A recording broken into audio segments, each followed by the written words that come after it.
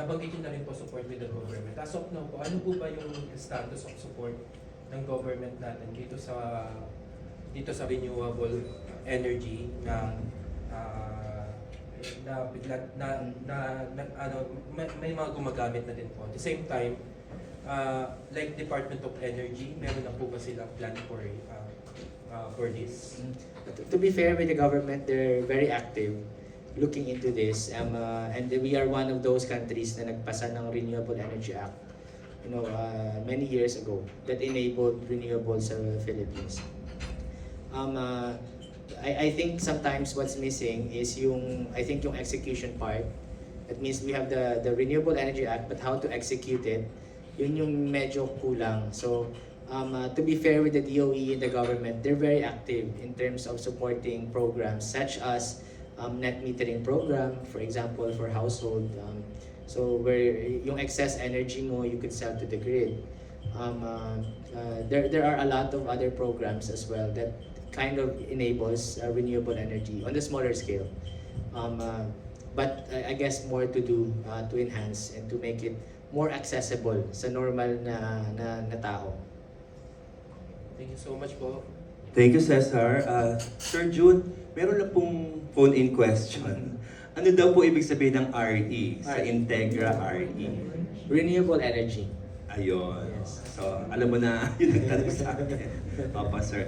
We're down to the last 3 questions kasi papapapa po tayo after our Q&A for coverage lang ng ating photo exhibit sa baba, sir, no? Yes. Okay.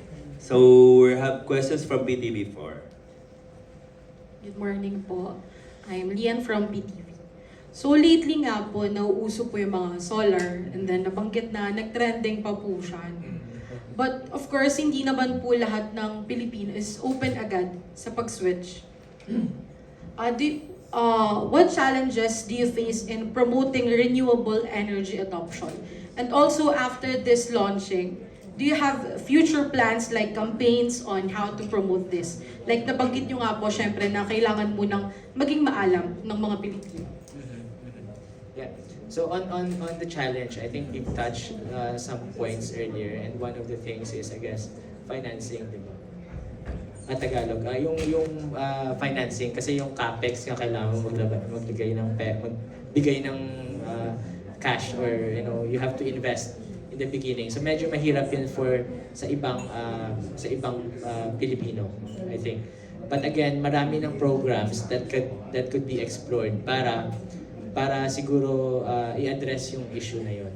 On the awareness side, Integra RE, ang gusto namin gawin after this event, after the brand launching, is i-train lahat ng mga installers.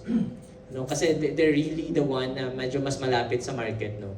So if we are able to, we will do roadshows, training sa mga bagong installers, especially sa mga provinces. Medyo sa here, where we are sa Manila, medyo madami ng installers eh. And most of those installers are also qualified, they're good. But pag tinignan mo yung mga provinces, medyo hindi pa ganun kalaki yung adoption in terms of solar. So what we're trying to do after this is mag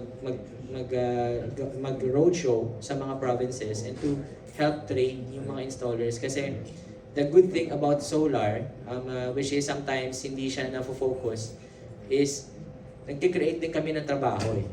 'Di ba?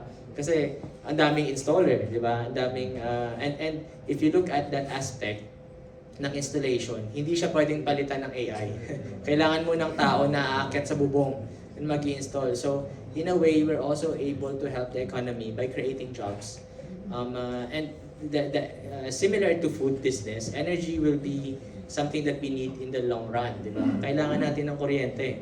Tumanda man tayo, kailangan natin ng energy. So, it's a business that is solid. And I think a lot of installers, a lot of businesses see that, na nakikita nila yon, that you don't need to be a big company para magsimula ng energy business. You could be someone small to start solar.